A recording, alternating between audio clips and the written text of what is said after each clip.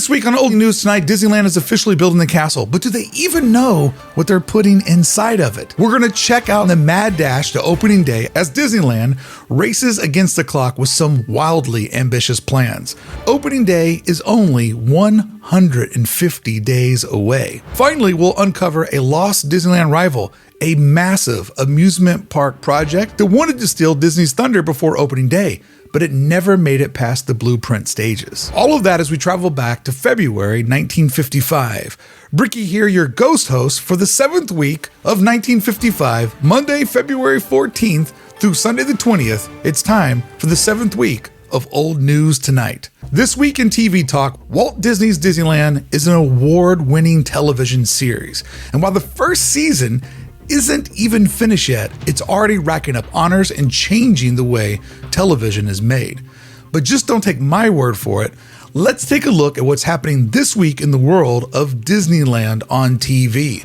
This week would be episode 17, Cavalcade of Songs, and tonight's Disneyland episode features none other than Peggy Lee, showcasing how she and Sonny Burke composed the score for Lady and the Tramp. Walt might be obsessed with building his theme park, but the TV show is a marketing machine. And with Lady and the Tramp set to release June 22nd, this episode is behind the scenes promotion disguised as entertainment. Walt is obsessed with building Disneyland. He needs to promote the movie, and he needs to sell those movie tickets because they need to make sure that cinema money is running in the background while they're all hands on deck for Disneyland. But even in 1955, Walt was ahead of the game, blending advertising with content in a way that modern streaming platforms are still trying to figure out. But listen to this. Even Walt's competition wanted to watch Disneyland. This week, Arthur Godfrey, a major TV star at the time, was apparently jealous of Walt's success, admitting, "This week while my show's off, I'd like to see Disneyland every Wednesday, but it's on the same time as mine. Even Walt's competition is watching Disneyland," which is a pretty good sign. Unfortunately for Arthur, though, he's 1 year away from the first VCR being invented. But the first VCR was more of an industry VCR. They wouldn't show up in homes until the 70s. So tough break, Arthur, that you're up against Disneyland every week. Disney has a big hit on their hands. And we're learning this week that Davy Crockett might be heading over to the big screen. An insider report claims that Walt Disney has considered taking Davy Crockett TV series and turning it into a feature-length film for at least international audiences. And if demand is strong enough, it might even hit US theaters. This tells us two things. Walt Disney is already rethinking how TV and movies could seamlessly work together.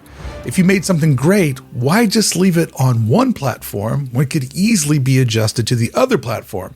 After all, they shot Davy Crockett in full color, even though right now, just like us, the Disneyland TV show is broadcast in black and white. And the second thing this teaches us is people are still obsessed with Davy Crockett. And with next week's finale, it's going to make the obsession even bigger. Friends, Davy Crockett Frenzy is getting ready to take over pop culture and America. Like, Walt birthed a massive hit with this 3-part series. So at this point, if you're not watching Disneyland, you're missing out on the most talked about show in America. Everybody's kind of already looking right past this week's episode because the world, or I should say, because America is focused on what's coming next week, the Alamo. Next week's Disneyland episode will conclude the Davy Crockett trilogy with Davy Crockett at the Alamo. This episode is already getting buzz because it features a full-scale replica of the Alamo, built inside Walt Disney Studios. It is the largest TV set ever constructed.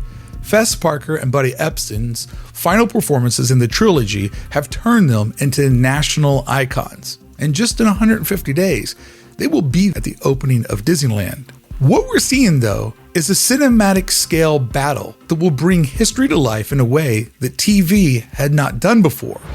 Walt Disney wasn't just making TV, he was making history. And after this episode, Davy Crockett fever is about to hit an all-time high. So just to give you a little bit more context where the Disneyland TV show is at, I've started to see this week an interesting new development. Some local theaters are advertising you can watch Disneyland on the big screen in color. It's unclear from these tiny little theater ads which episodes they're showing, but this proves that Walt's TV show is bigger than television itself when local theaters are screening it. People want to experience Disneyland however they can, whether it's in a theater, living room, or in Anaheim. The Disneyland TV show is changing entertainment and its expectations forever as being one of the first multimedia entertainment offerings. And speaking of Walt Disney making history, our next story is one of the biggest Disneyland announcements yet for 1955 and for Old News Tonight. But friends, if you love watching Disneyland's history unfold week by week, consider becoming a Magic Brickey holder. It's the best way to help Old News Tonight show up every single week. This series takes a ton of research and production, and your support ensures that I can keep digging up those lost stories, connecting the dots, and bringing you Disneyland's real history in a way no one else is, because no one else is this dumb. And as a thank you to my Magic Brickey holders, they get access to the bonus show. Each week there's an extra hour where we talk about old news, new news, and anything you want to bring to the table. So if you love what we're building here, join the crew and help keep old news alive. A few weeks ago in Old Disney News Tonight, episode 3, we uncovered a surprising connection between Disneyland and Playland at the beach when Walt Disney hired George Whitney Jr., son of a famous San Francisco amusement park family, to bring real-world amusement park experience to Disneyland. Now another key hire is making headlines, this time from Children's Fairyland in Oakland. Dorothy Maines, director of Children's Fairyland, has been recruited to join Disneyland's team, taking on a role in special events and guest programming. Now, what this tells us is something interesting about Disneyland and how they were staffing up. They were bringing in experts from the actual world of operating theme parks. Walt had visited Fairyland in the early 1950s. During his research for Disneyland, small-scale storybook sets, theme play areas, and even costume characters obviously left an impression on him. And while Fairyland was far from being a Disneyland, it was one of the first story-driven amusement parks in the country. And Walt was always looking for inspiration and had a team of trusted workers that were going to amusement parks all around the US and the world, trying to see how other people were doing live entertainment. With less than 5 months to go before Disneyland's grand opening, Walt was clearly looking for anyone who could bring real experience in running a park. Walt was trying to get all hands on deck because he knew he needed some people that understood the park part of a theme park, because he knew him and the guys from Hollywood could take care of the theme aspect. Dorothy Maines' role at Disneyland will focus on working with schools and children's groups, which is fascinating because it shows that Disneyland was already planning community engagement, educational programming from its very beginning. This also means that Disneyland was starting to think beyond just opening day. With big plans for live entertainment, special events, and outreach programs, Walt wasn't just building a park, he was laying the groundwork for something much bigger that would also have, importantly, longevity. And if history has taught us anything, it's that these early hires, whether from Fairyland or Playland at the beach, would have a major impact on how Disneyland actually operated once guests finally were able to walk through those magical gates. If you subscribe right now, I'll make you a deal that you can't resist. You ready? You did it? You subscribed? Awesome. Now it's my end of the bargain. I'll let you hear it first. Friends, Disneyland is building a castle. Today is a huge day in Disneyland history. We've been following every step of this insane construction progress, and today officially have confirmation. They're finally building the castle. There's no name for it yet. There is official concept artwork, and if I'm being honest, it does sound like they have no idea what they're going to do with the interior of the castle yet. But we do know, with less than 150 days to go, Disneyland has finally pulled the trigger on one of its most iconic structures. According to the Anaheim Bulletin on February 16, 1955, a building permit for $90,000 was taken out for the completion of 7 basic buildings which will make up Main Street. 2 other permits were taken out at the same time. Are you ready for this? For $120,000 for the castle and Fantasyland, and the other totaling $80,000 for a restaurant by the Swift Packing Co. near Main Street area. The Fantasyland Castle will sit on the 500 block of Main Street, USA. You heard that right. It's going to be $120,000. The castle technically sits on the 500 block of Main Street, which is like wild to think that that castle has like a real address, because it is a real building and it has to be zoned and have permits and all this stuff. Just imagine in 1955 looking in an old phone book and seeing Sleeping Beauty Castle, 500 Main Street. A $120,000 castle, not a bad investment. It's a global icon, but today it's just a permit and it's an idea of what's going to come next. I've been trying to crack the mystery of what Disneyland's Buffeteria actually was. Well, there's nothing on property officially called the Buffeteria. And I had been saying it's got to be the Red Wagon Inn or the Plantation House. Well, friends, we finally have the answer. It was neither of those. It was the Plaza Pavilion, which you and I now know today as the Jolly Holiday Bakery and Cafe, aka the place to get the world's greatest grilled cheese sandwich and tomato soup. But the big giveaway, the way that I was able to crack the code, the article says that one of the facades was designed to match Main Street, while the other had a tropical theme facing Adventureland. That perfectly describes the Plaza Pavilion, which sits on the border of those 2 lands. Mystery solved. But friends, there's even something bigger coming in restaurant news, because stay tuned for our next story where we'll see concept artwork I've never seen before for a restaurant that Disney would never build. Now that we know exactly what the Buffeteria is, we now need to look back at the Red Wagon Inn. And if you remember, a few weeks ago, we were talking about it. And one of our viewers, and I wish I could remember who posted this. I tried to find the comment and I couldn't.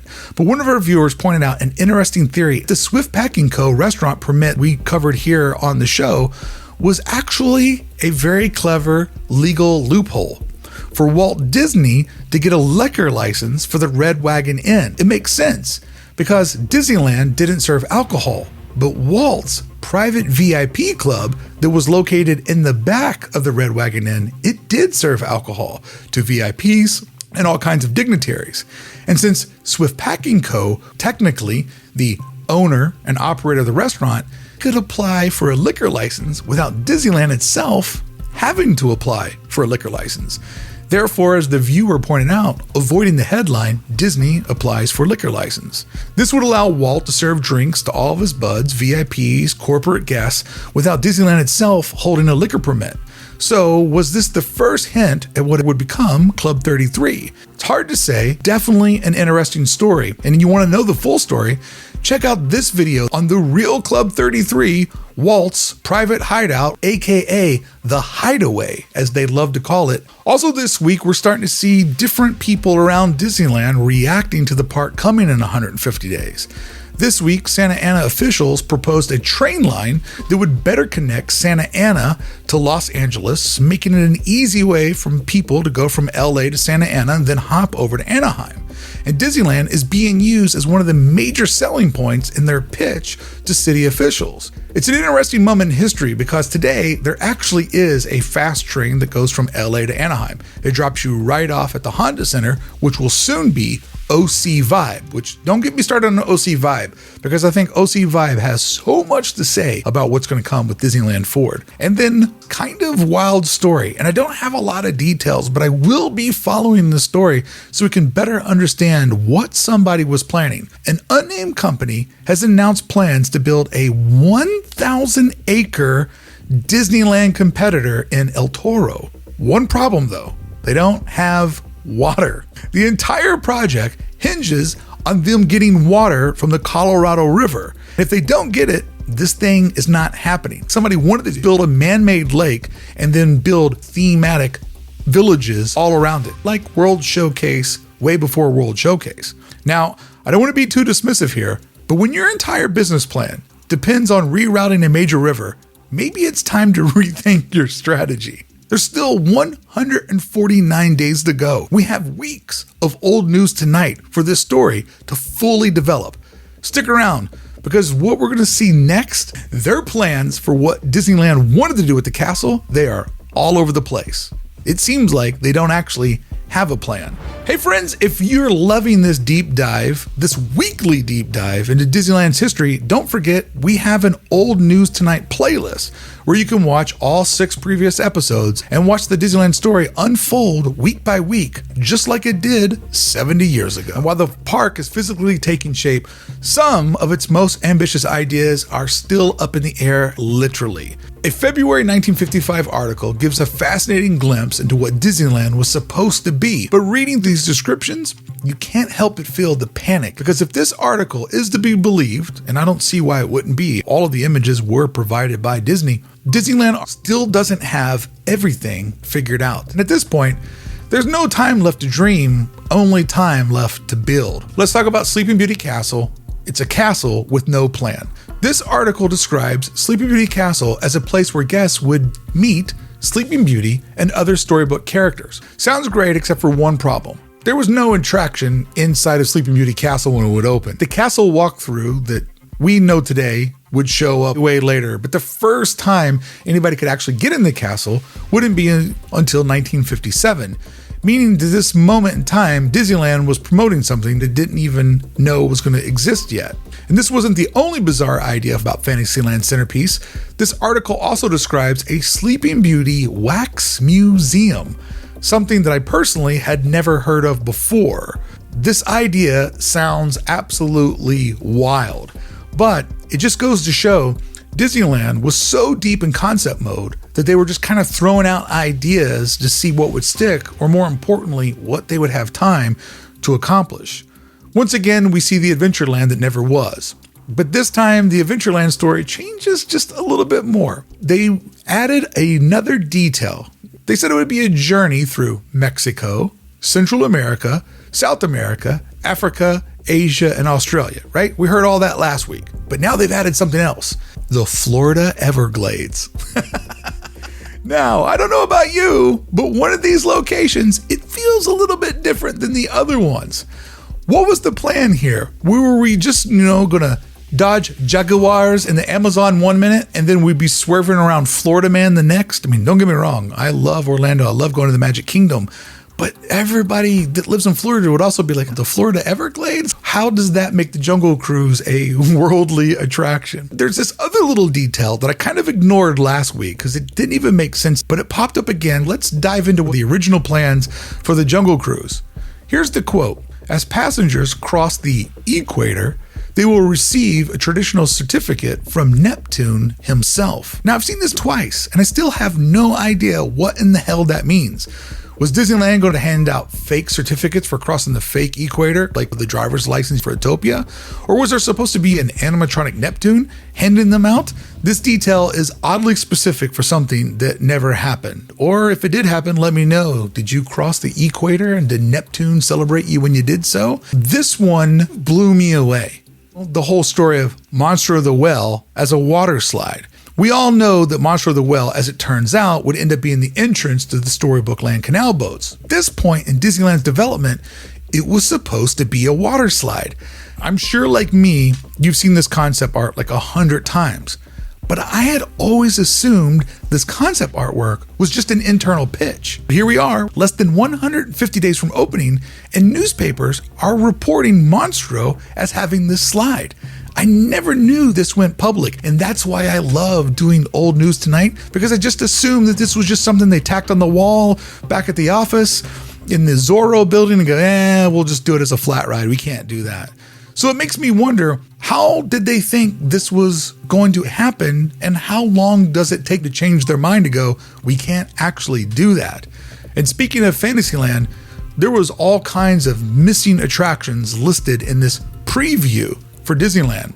This article describes Fantasyland as far grander than what happened on opening day. They talk about a Peter Pan ride that soars over a moonlit London. All right, that one happened. But they also announced a Pinocchio Square, which we know never materialized, a Pleasure Island area, again, never happened, and a Mother Goose Fun Through? I've never heard of this and I need to know more.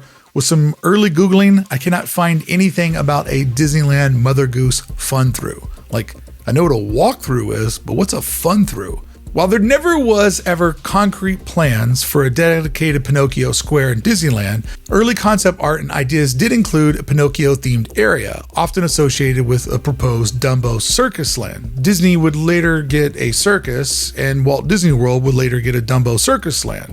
Now, this area would have featured a Pinocchio ride as a key attraction. This concept was never developed into a full-fledged land.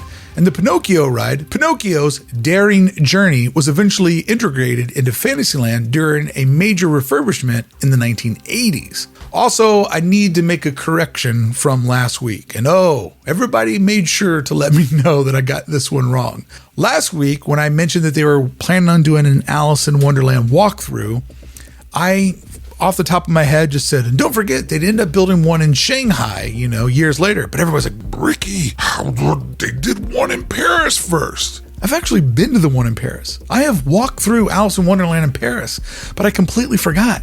It shows how time traveling is starting to take an effect on me, and I'm starting to lose my mind because I'm a man outside of time. You've watched all the movies, when you time travel, it starts to break you apart. So friends, please subscribe so all of this was worth it, because if you don't, who knows, maybe one day I won't be here ever again. Now, this is why I love doing this. I mean, there's many reasons why I love doing this, but this is one of them. Friends, did we discover an early idea that would lead to the Tiki Room?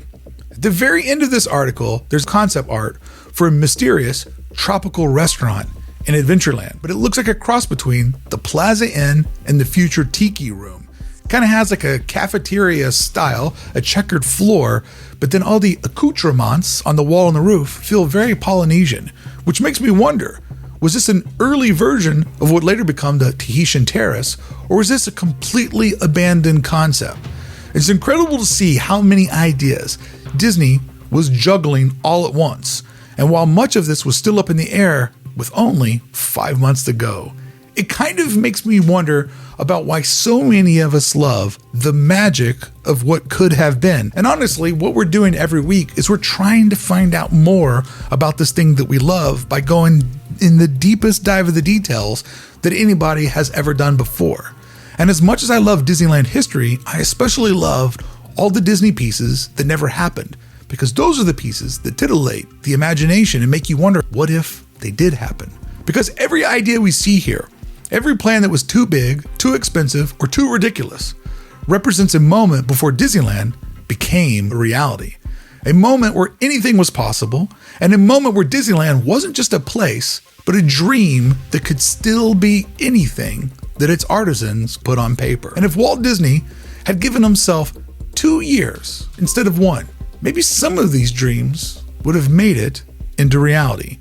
But at this point, the real reality was setting in, and time is absolutely running out.